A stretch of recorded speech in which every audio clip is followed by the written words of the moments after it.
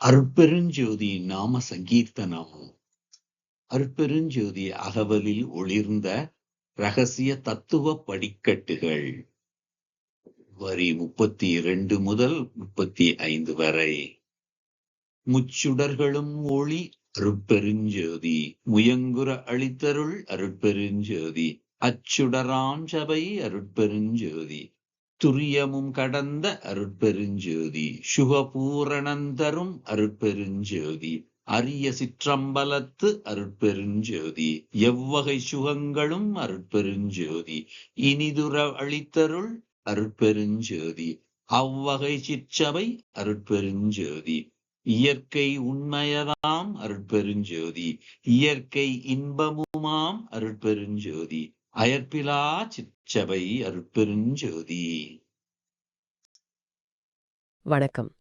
இன்னைக்கு நாம வள்ளலாரோட அருட்பெருஞ்சோதி அகவல்ல இருந்து சில வரிகளை எடுத்து ரொம்ப ஆழமா பார்க்க போறோம். சொத்தி சொல்லணும்னா முதல்ல இதை படிக்கும்போது இது ஒரு பக்தி பாடல் மாதிரி, ஒரு நாம சங்கீர்த்தனம் போலதான் தோணுச்சு. ஆமா, நிறைய பேருக்கு அப்படிதான் தோணும். ஆனா திரும்ப திரும்ப படிக்கும்போதுதான் புரிஞ்சது, இதுக்குள்ள ஒரு பிரம்மாண்டமான தத்துவ பயணமே ஒளிஞ்சிருக்குன்னு. அருட்பெருஞ்சோதி, இந்த ஒரு சொல்ல மட்டும் வச்சு அது எப்படி பிரபஞ்ச ஒளி, நம்ம பிரக்ஞையோட உச்சம், முழுமையான ஆனந்தம், ஏன் நம்ம பாக்குற இந்த இயற்கையோட ரகசியம் வரைக்கும் போகுதுங்கிறது ரொம்ப ஆச்சரியமா இருக்கு. நீங்க சொன்னது ரொம்ப சரி. இதுல இருக்கிற அழகே அதுதான். இந்த வரிகள் படிக்கட்டுகள் மாதிரி ரொம்ப நேர்த்தி அமைச்சிருக்காரு.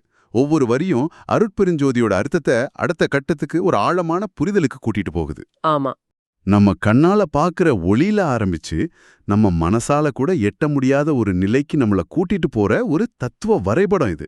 இந்த எளிமையான வார்த்தைகளுக்குள்ள இருக்கிற அந்த பிரம்மாண்டத்தை அவிழ்க்கிறது தான் நம்ம நோக்கம். சூப்பர். சரி, படியில இருந்தே ஆரம்பிக்கலாமா? வரிகளையே பாருங்க. முச்சுடர்களும் ஒளி அருட்பெருஞ்சோதி, முயங்குற வழித்தருள் அருட்பெருஞ்சோதி. எனக்கு இதுதான் முதல்ல கொஞ்சம் குழப்பமா இருந்துச்சு. முச்சுடர்கள்னா சூரியன், சந்திரன், நெருப்புன்னு தெரியும். ஆனா வள்ளலார் இங்க முச்சுடர்களுள் ஒளின்னு சொல்லல, முச்சுடர்களும் ஒளின்னு சொல்றார். மிக அருமையான கவனிப்பு. அந்த ஒரு எழுத்து மாற்றத்துல பெரிய அர்த்தம் இருக்குன்னு தோணுது. நான் சரியாதான் புரிஞ்சுக்கிறேனா? நீங்க பிடிச்ச புள்ளி ரொம்ப முக்கியமானது. அந்த ஒரு எழுத்து தான் இங்க மொத்த தத்துவத்தையுமே மாத்துது. பாருங்க, முச்சுடர்களுள் ஒளினா அந்த 3 சுடர்களுக்குள்ள ஒரு ஒளி இருக்குன்னு அர்த்தம். சரி. ஆனா முச்சுடர்களும் ஒளினா அந்த சூரியனே அருட்பெருஞ்சோதி தான், சந்திரனே அருட்பெருஞ்சோதி தான், அக்னியும் அருட்பெருஞ்சோதி தான் சொல்றார். ஓ, அப்போ அவை தனித்தனி பொருட்கள் இல்லையா? இல்ல, அவை வெறும் ஒளியோட ஆதாரங்கள் மட்டும் இல்ல. அந்த பெரும் ஒளியோட வெவ்வேறு வெளிப்பாடுகள், வெவ்வேறு வடிவங்கள். அந்த மூலத்திலிருந்து வேறானவை இல்ல. அந்த மூல ஒளியே நம்ம கூட கலக்கணும், முயங்குற வழித்தருள்னு கேக்குறார். வாவ்! அப்போ இது வெறும் வெளிச்சம் இல்ல, ஒரு பிரம்மஞ்ச ஆற்றலோட ஒருங்கிணைப்பு. சரி, இந்த புற உலக வெளிச்சத்திலிருந்து அடுத்ததா அக உலகத்தோட ஆழத்துக்குள்ள போறார். அடுத்த வரிகள்: அச்சுடர் ஆஞ்சபே அருட்பெருஞ்சோதி, துரியமும் கடந்த அருட்பெருஞ்சோதி. அந்த மூல ஒளியே ஒரு சபையா மாறுது, அதுவும் துரிய நிலையையும் கடந்ததுன்னு சொல்றாரு. யோக பாதையில துரியம்ங்கிறதே ஒரு பெரிய சாதனை இல்லையா? அதை அடையிறதே பலரோட வாழ்நாள் லட்சியமா இருக்கு. அதையும் கடந்ததுன்னா அது எப்படி புரிஞ்சுக்கிறது? இதுதான் வள்ளலார் நமக்கு வைக்கிற அடுத்த சவால். முதல்ல துரியம்னா என்னன்னு கொஞ்சம் சுருக்கமா பேசிடலாம். சொல்லுங்க. நம்ம மனச ஒரே இரைச்சலா இருக்கிற ரேடியோ மாதிரி கற்பனை பண்ணிக்கோங்க. எப்பவும் ஒரு சிந்தனை, ஒரு சத்தம் ஓடிட்டே இருக்கும். இதுதான் நம்ம விழிப்பு நிலை. ஆமா. கனவுங்கிறது அந்த ரேடியோ தானாவே ஏதோ ஒரு ஸ்டேஷனுக்கு தாவற மாதிரி. ஆழ்ந்த உறக்கம்னா அந்த ரேடியோவை அணைச்சிட்ட மாதிரி. ஆனா துரியம்? அது என்ன?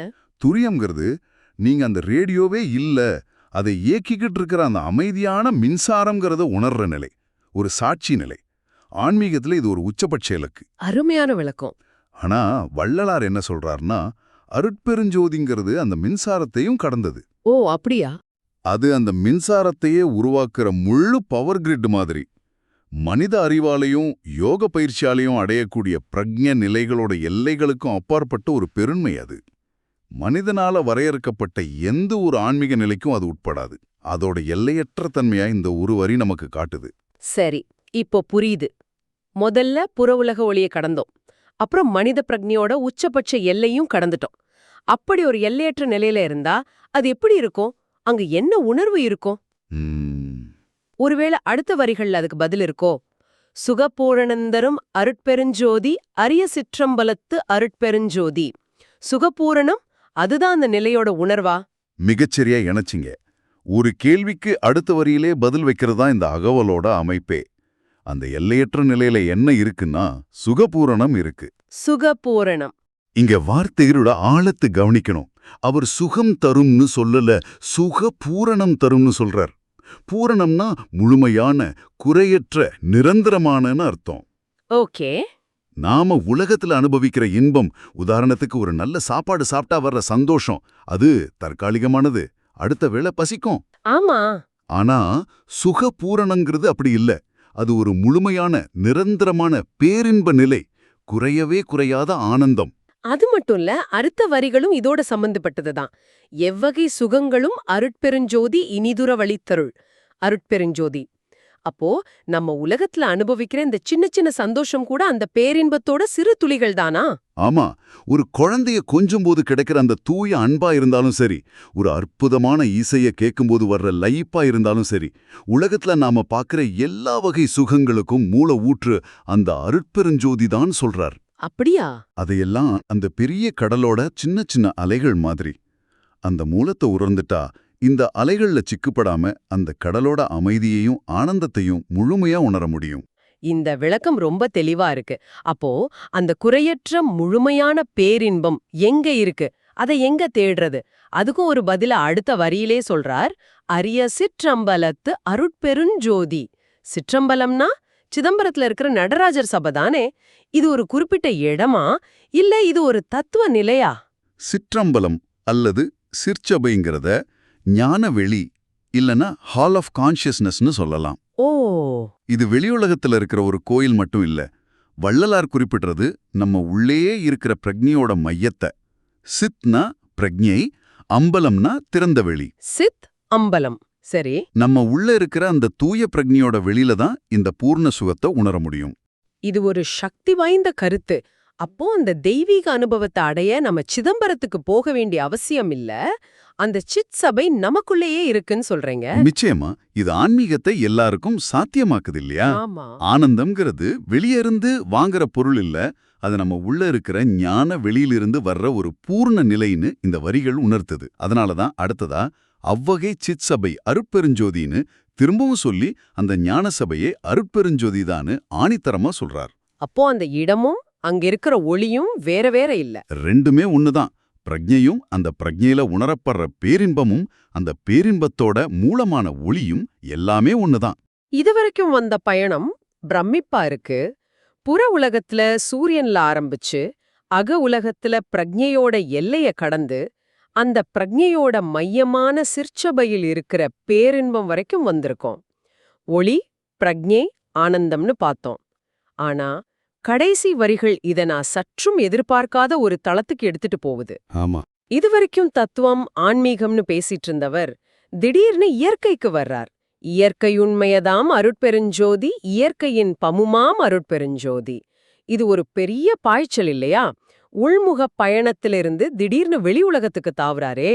இங்கதான் வள்ளலாரோட தத்துவம் அதோட உச்சத்தையே அடையுது. நீங்க சொல்றது சரிதான், இது ஒரு பெரிய பாய்ச்சல் தான். பல ஆன்மீக பாதைகள் இயற்கைய ஒரு மாயையாவோ இல்ல கடந்து போக வேண்டிய ஒரு தடையாவோ தான் பார்க்கும். உலகத்தை மாயான்னு ஒதுக்கிட்டு தியானத்துல மூழ்க சொல்லுவாங்க. ஆமா, அதுதான் என் கேள்வியே. இது ஒரு முரண்பாடா தெரியுதே. பல தத்துவங்களை நிராகரிச்சு இயற்கைய முழுமையா அவர் ஏத்துக்கிறது ஏன்? இது ஒரு ஆழமான கேள்வி. அவர் மறுக்கல, அவர் ஒருங்கிணைக்கிறார். அவர் சொல்ற அந்த எல்லையற்ற பேருண்மை எங்கேயோ வானத்துல இருக்கிற ஒரு தெய்வம் இல்ல, அது நம்ம கண்ணெதிரே விரிஞ்சிருக்கிற இயற்கையின் உண்மை, தி ட்ரூத் ஆஃப் நேச்சர். இயற்கையின் உண்மையா? ஆமா, நாம பார்க்கிற இந்த இயற்கையோட அடிப்படை கொள்கையே, இதோட அடிப்படை விதியே அந்த அருட்பெருஞ்சோதி தான். ஒரு விதை எப்படி மரமாகுது, ஒரு பூ எப்படி மலருது, கோள்கள் ஏன் ஒரு குறிப்பிட்ட பாதையில சுத்துது, இந்த பிரபஞ்சத்தையே இயக்குற அந்த மாபெரும் ஒழுங்கு, அந்த தத்துவமே அருட்பெருஞ்சோதிங்கிறார். ஓகே. அத உணர நீங்க இயற்கையை விட்டு ஓட வேண்டாம், இயற்கையை ஆழமா கவனிச்சாலே போதும். சரி, இயற்கையின் உண்மைங்கிறத புரிஞ்சுக்க முடியுது, பிரபஞ்ச விதிகள், அந்த ஒழுங்கு. ஆனா அடுத்த வரியான இயற்கையின் இன்பம்ங்கிறது அது என்ன? அது அதை விட ஆழமானது. அந்த அருட்பெருஞ்சோதி இயற்கையோட உண்மையா இருக்கிறது மட்டுமல்ல, அதுவே இயற்கையின் இன்பமாகவும் இருக்கு. த பிளிஸ் ஆஃப் நேச்சர். இயற்கையின் இன்பம். அதாவது நாம தேடுற அந்த பேரின்பத்தை அடைய இயற்கையை விட்டு விலகி எங்கேயோ தியானம் செய்ய தேவையில்லை. ஒரு பூ மலர்றத பார்க்கறது, ஒரு பறவையோட பாட்டை கேட்கறது, மழையில நனையிறது, இது எல்லாமே அந்த தெய்வீக பேரின்பத்தோட நேரடி வெளிப்பாடுகள் தான். வாவ். அந்த பேரின்பத்தை உணர நாம இயற்கையோட ஒன்றி வாழ்ந்தாலே போதும். இந்த கருத்தை கடைசி வரையோட சேர்த்து பார்க்கும்போது இன்னும் தெளிவா புரியுது. அயர்ப்பிலா சிச்சபை அருட்பெரும் ஜோதி. முதல்ல சிச்சபைனா நம்ம உள்ள இருக்கிற ஞானவெளின்னு சொன்னோம். இப்போ இயற்கையே இன்பம்னு சொல்றார். அப்போ இந்த அயர்ப்பிலா சிச்சபை, அதாவது சோர்வே இல்லாத நிரந்தரமா இயங்கிட்டு இருக்கிற ஞான சபைங்கிறது இந்த இயற்கையே தானா? மிகச்சரியா சொன்னீங்க. அந்த சிச்சபை எப்படிப்பட்டது? அயர்ப்பிலா சிச்சபை, சோர்வே இல்லாத, ஒரு நொடி கூட நிற்காம நிரந்தரமா இயங்கிட்டு இருக்கிற ஒரு ஞான சபை. அது எது? அதுதான் இயற்கை. இயற்கை ஒருபோதும் சோர்வடையறதில்ல. அது தொடர்ந்து இயங்கிட்டே இருக்கு. படைத்தல், காத்தல், மாற்றுதல்னு அதோட இயக்கம் நிற்காதது. அந்த அயராத இயக்கமே, அந்த அயராத ஞான சபையே அருட்பெருஞ்சோதி. அப்படியானால் உள்முகப் பயணம், வெளி உலகப் பயணம்னு ரெண்டு கிடையாது. ரெண்டும் ஒண்ணுதான். நம்ம உள்ள இருக்கிற ஞான வெளியும் நமக்கு வெளியே விரிஞ்சிருக்கிற பிரபஞ்ச இயற்கையும் ஒன்னேங்கிற ஒரு மாபெரும் உண்மைய இங்க நிறுவுறார். அப்போ இந்த முழு பயணத்தையும் நான் சரியா புரிஞ்சுக்கிட்டேனான்னு பாக்குறேன். சொல்லுங்க. நாம கண்ணால பாக்குற சூரியன் சந்திரன்ல ஆரம்பிச்சோம். அந்த ஒளியோட மூலம் மனித பிரக்ஞையோட உச்சத்தையும் கடந்த ஒரு பேருண்மைன்னு உணர்ந்தோம். அந்த நிலையில இருக்கிறது குறையற்ற முழுமையான பேரின்பம். அந்த பேரின்பம் நம்ம உள்ள இருக்கிற சிற்சபையிலேயே இருக்கு. கடைசியா அந்த சிற்சபையே வேற ஒன்னும் இல்ல, நமக்கு வெளியில சோர்வே இல்லாம இயங்கிக்கிட்டு இருக்கிற இந்த இயற்கைதான்னு முடிக்கிறார். நான் இந்த பாதையை சரியா பின்தொடர்ந்திருக்கேனா? மிக சரியா பின்தொடர்ந்திருக்கீங்க. இதுதான் இந்த வரிகளோட அழகு. ஒவ்வொரு படியும் முரணா தெரியாம ஒண்ணுல இருந்து இன்னொன்னுக்கு ரொம்ப இயல்பா நம்மள கூட்டிட்டு போகுது. அப்போ இதிலிருந்து நாம எடுத்துட்டு போக வேண்டியது ஒரு கவிதையோட விளக்கத்தை மட்டும் இல்ல. வள்ளலார் நமக்கு கொடுக்கறது ஒரு முழுமையான பார்வை மாற்றம், ஒரு பெர்ஸ்பெக்டிவ் ஷிஃப்ட். ஆமா. ஆன்மீகங்கிறது உங்க வாழ்க்கையிலிருந்து தனிப்பட்ட ஒண்ணுன்னு நினைக்கிறத நிறுத்துங்கன்னு சொல்றாரு. நீங்க பாக்குற ஒளி, நீங்க உணர்ற பிரக்ஞை, நீங்க நடமாடுற இயற்கை, இது எல்லாமே இறைவனை அடையிற வெவ்வேறு பாதைகள் இல்ல, இதுவே அந்த இறைவனோட வெவ்வேறு வடிவங்கள். அருமையா தொகுத்தீங்க. பயணம்ங்கிறது கோயிலுக்கு வெளியே போறதோ இல்ல தியானத்துல உள்ள போறதோ மட்டும் இல்ல, எல்லாம் ஒண்ணுதான். அது இங்கேயே இப்பவே இருக்குன்னு உணர்றல் தான் உண்மையான பயணம். இப்போ நீங்க சிந்திக்கிறதுக்கு ஒரு இறுதி கேள்வி. ம் இந்த வரிகள் அருட்பெருஞ்சோதியை இயற்கை இன்பம்னு வரையறுக்குது. அதாவது தெய்வீக பேரின்பம்ங்கிறது இயற்கையிலேயே உள்ளார்ந்திருக்கு. இந்த எண்ணத்தை மனசுல வச்சு நீங்க நாளைக்கு உங்க சுற்றுப்புறத்தை கவனிச்சா எப்படி இருக்கும்? நீங்க பாக்குற ஒரு மரத்திலேயோ, வீசுற காத்திலேயோ, கேட்கிற ஒரு பறவையோட ஒளியிலையோ அந்த தெய்வீக இன்பத்தோட வெளிப்பாட்டை காண முடியுமா? இதுக்கு முன்னாடி இது வெறும் இயற்கைன்னு நீங்க கவனிக்க தவறுன எந்த இயற்கை இன்பத்தை உங்களால இப்போ ஒரு தெய்வீக அனுபவமா உணர முடியுது? இத பத்தி சிந்திச்சு பாருங்க.